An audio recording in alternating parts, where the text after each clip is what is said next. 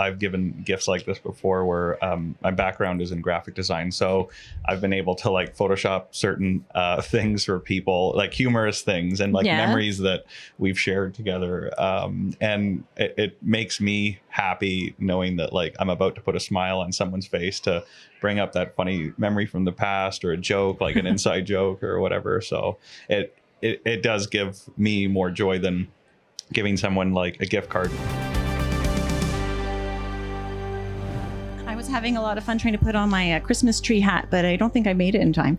Anyway, here we are. I've got the 3 J's with me. I've got Jesse, Jordan, and Jessica. And we were just saying all they need is Jesus in their midst, which they could be the Fantastic Four, but maybe we do have Jesus in our midst anyway. So well done for being the J crew. And thank you for joining me on this 3rd Sunday of Advent for our Trinity Talks.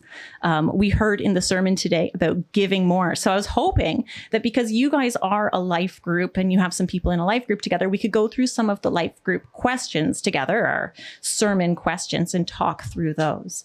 How does that sound? Yeah, sounds great. I'm excited to hear sort of some of your responses in our conversation, but we're getting close to Christmas, and I thought it'd be a lot of fun if we played a little game before that. So do you all have your A and B cards in front of you? We do. Yes. Can we play a little Christmas Would You Rather? Yeah, so we're going to learn a little bit about all 3 of you, and you might learn a little bit more about each other as a small group. So I've got some questions for you. And we'll go through these quickly before we get into our sermon questions. And all you have to do is just in front of you, put up the A or the B, depending on what your answer would be. The first question is, would you rather A, hot chocolate, or B, eggnog? Oh, that's an easy one. That's an easy one. It only comes out once a year. Hot chocolate I can get all the time. That's right. Eggnog. Well, after December 25th, it comes off the shelves, doesn't it? Amen. All right. So we have the next one is, and interpret this as you will, but A or B, A, Rudolph, or B, Frosty? A little bit not as easy to choose this one. I could eat a Frosty. I'll go with Frosty. That's right. We don't want to eat a Rudolph. Okay. Question number 3. A, skiing, or B, tobogganing? Oh, I don't need skill for tobogganing. Oh, I can slam in the trees all I want. I love skiing. All right. We're split on that one. Yeah. Tough choice. Yeah. Next one, this might be more appropriate for next week, but are you more of an A, early Christmas Eve service person, or a late Christmas Eve service person?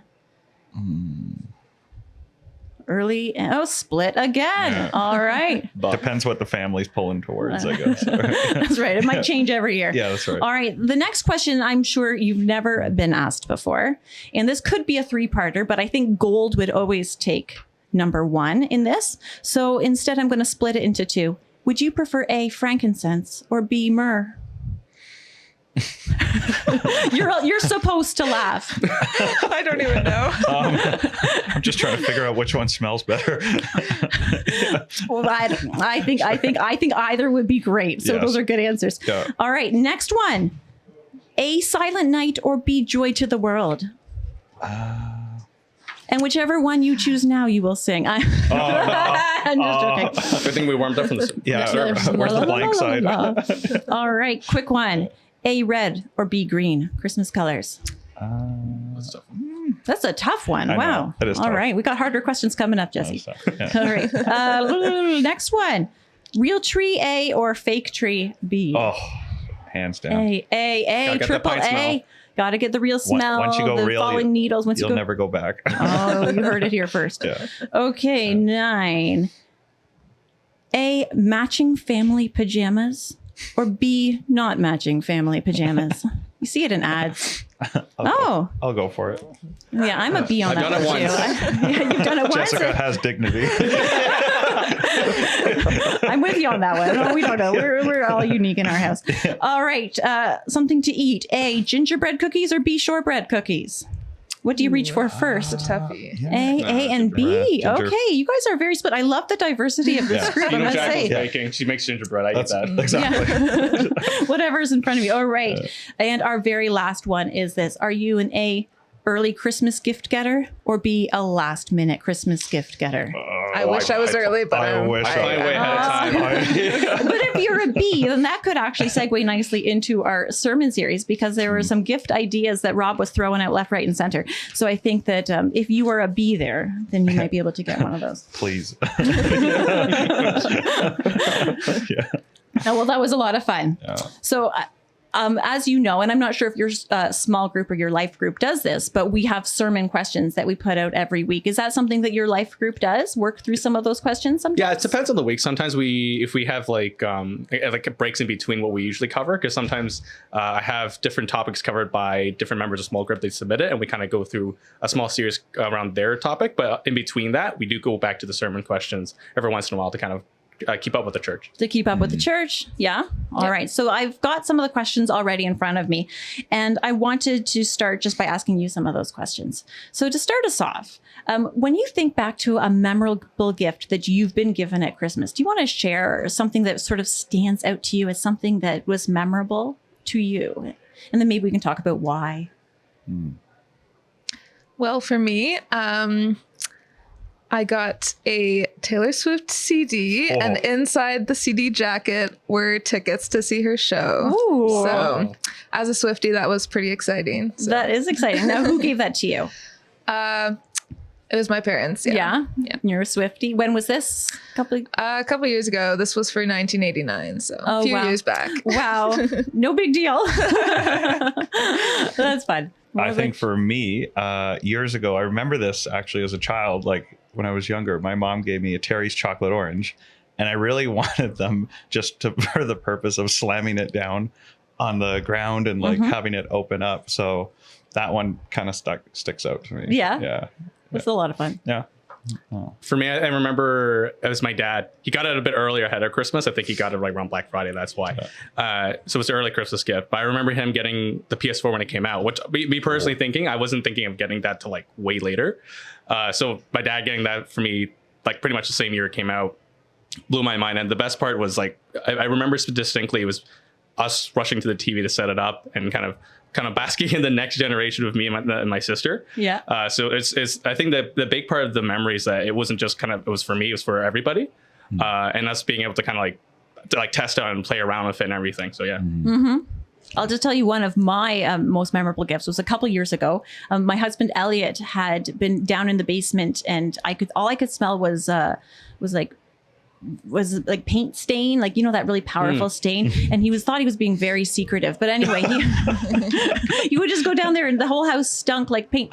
But he had built me a board to do jigsaw puzzles on that had its own drawers to sort. And nice. I mean, it took him a long time, and he thought he was being sneaky, but I could smell it. And it was also in front of my washing machine, so I saw it.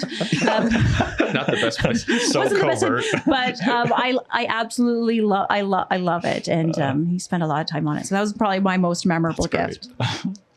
So when we think about the passage that we had today at church, it was actually the beginning of the Gospel of John, and he brings us to the beginning of existence, which is quite an interesting way to start a gospel. And can we reflect a little bit as a group on, in the beginning was the Word? So when we think about the beginning of existence, we hear in the beginning was the Word.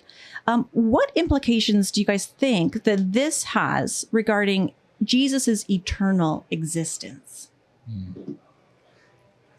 Good question. We're starting deep. We're going straight to theology. We go from cookies to candy. We are red or green, eternal existence. Oh, wow. So or even like, what are our thoughts on that?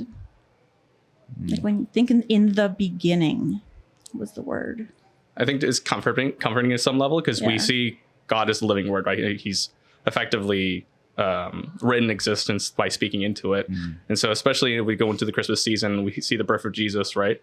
We're seeing it not just like, I mean, for us, it's kind of the beginning of the Christian story, but the story from the perspective of God has been from the very beginning that we see in Genesis. And it's just him kind of like that's the biggest chapter that I think we're currently living through right now. And that's why I think it's kind of when you kind of think of it within the context of hearing him being the living Word, it's such a big significance during Christmas. Yeah. I would agree. Just it's a comforting thought, especially just there's always like crazy things happening in the world, but just knowing that like Jesus is always there and he's always with you. Mm-hmm. It's comfort. Yeah. Even building on what Jessica just said, like regardless of what's happening, just like his comforting words are timeless across all circumstances and world events. And it's almost like it's a grounding unit for a lot of us, especially as believers. So yeah. Thanks guys. And again, another symbolic thing that John uses, some other words that he uses are life and light in this passage. And so what symbolic meanings sort of come to mind when we hear these words, life and light, about Jesus in particular? I guess in our world, right, we're surrounded by so much darkness in the metaphorical sense of like war and suffering and poverty, and the illustration of light just represents this like washing away of this darkness, right? And I guess that's symbolically what Jesus is, right? Like he is the washing away of darkness and sin. I love that washing away. And actually in the Gospel of John, he uses a lot of water imagery too. So I love seeing that come into play. Yeah, it makes me think of the resurrection story, how Jesus conquers death, like he is life. And just going on the darkness theme as well.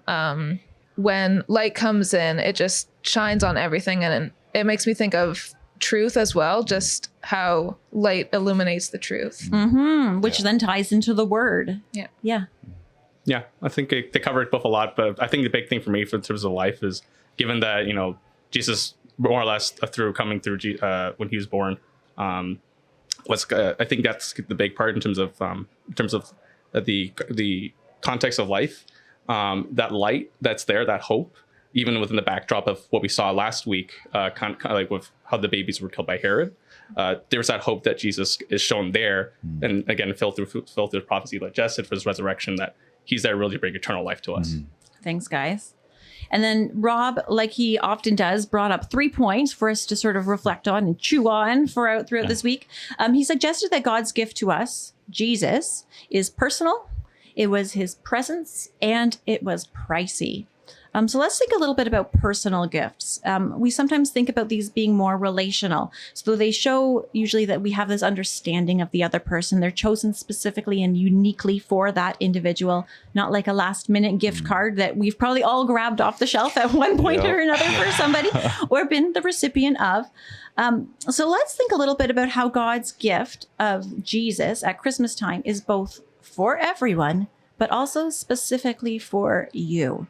What does that really mean to you guys? Like, how do you think that's possible? I mean, I think, obviously it definitely means both. Like Jesus is a gift to you, like, especially as believers, and a gift to everyone, regardless of people who know that. People maybe are in different faiths, or maybe people are agnostics or atheists. Maybe they don't realize it yet, but Jesus truly is a gift to everyone. And that for me resonates a lot. Like, I think the relational aspect of Jesus makes it so it's very specific to you, because he knows everyone's different at their faith journey. He knows how to make his presence known. For some people who've known Jesus for a long time, there's something kind of familiar with how he comes up in the Christmas season. Other people who may be new to the faith, like this might be the first time where they experience the Holy Spirit in such a visceral way.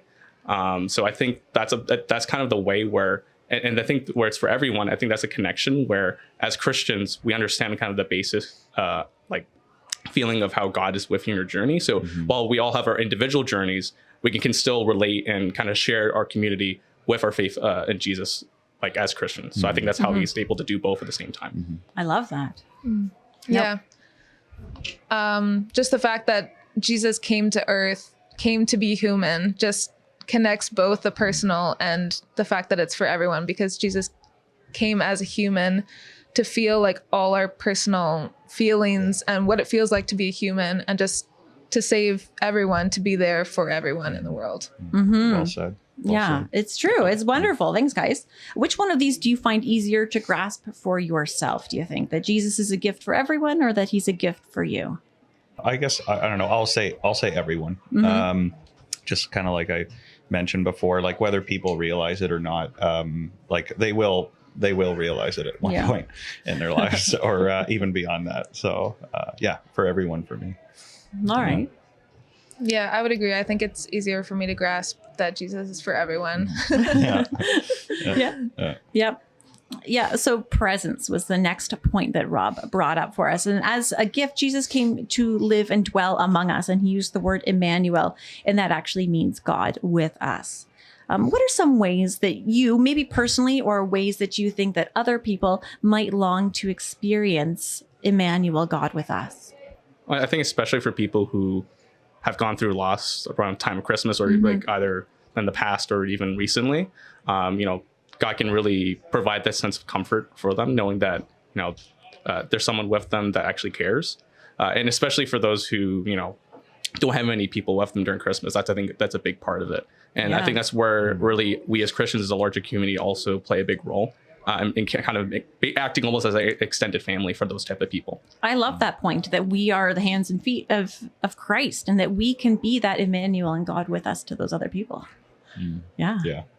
Yeah, I definitely think it's especially true in times of suffering that you can really feel God's presence and that he's with you, because we know, like, through Jesus, God has experienced like all those depths of despair that all of humanity has experienced at some point in their life. So just knowing that he's there, he's been through it. That he understands. Yeah. That's something we hear people say often. I just want someone to understand me. I wish I was understood. And that knowing that Jesus, like you said, Jess, that he does know. He's been there. Yeah. And so relational gifts take time, effort, energy. They can be costly. And again, a lot of work, more work than a gift card, right, off the shelf. So in what ways, and Rob talked about it a little bit, is God's gift to us costly? In what ways was it costly for him? Well, I think the big one that most of us are familiar with is God sacrificed his life for us, right? And when Jesus died on the cross, like, I don't think anyone in this room would think only once about doing something like that. So that, of course, was the biggest cost for him. Yeah. Yep. Yeah. That he paid that. Yeah. He paid that big price of his life. Yeah. Yeah. I think even touching a bit on the sermon, how, his incarnation, right? He took on flesh. Like, being human is not easy. It's not like he chose an easy life either. He's, the moment he was born, people trying to kill him. And then he had to stay in obscurity for almost like 20, 30 years before he actually started his ministry. So it's not like he was born as a prince. He's not born as anyone in power. We had like a leisurely life, right? He worked like everybody else. And then when he started his ministry, right, there's all the stuff that happened there. And even when he had his closest people, his disciples, trying to hammer home, the lessons, like, guys, you don't know what's coming. You keep thinking something else is happening, right? It must be really tough for him having the whole picture ahead of him and everyone else missing out what was actually coming. And obviously you saw in the Garden of Gethsemane, even he wasn't fully like, he was on board, obviously, but he still struggled with the whole aspect of the sacrifice that Jordan was talking about. So I think that's definitely a big part of it. Yeah, absolutely. And as we consider what it means to give more and put relationships first in that giving, what excites you the most? And I don't know if you have any stories about things that you've done, maybe a gift that you've given, or even thinking forward into the future. What makes you feel joy when you think about this type of giving?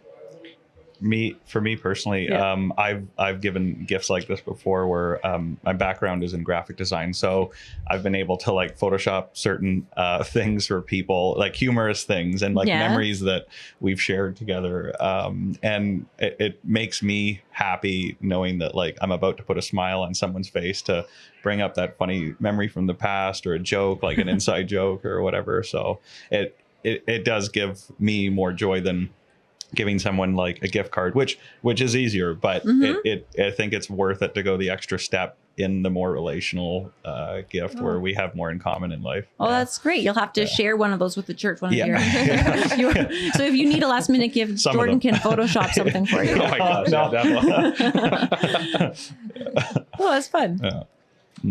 Yeah, I think just the thoughtfulness that goes behind these types of gifts and the time spent on it, like, even just if you're making a gift, let's say like you're knitting something. I don't know how to knit, but I wish. There's still time. You and me both. Just the time it takes to make that, and like even thinking about the person as you're making that gift for them, like, it just makes it extra special. Yeah. Yeah, I think the biggest excitement for me is kind of the surprise on the person's face, especially if you've like really planned ahead of time. Usually if it's like tied more to an event or you're doing something specifically with them, it's their surprise that comes from that I think really, hits home that you've done a good job. And I'll preferably hope like happy surprise, not bad surprise. Right.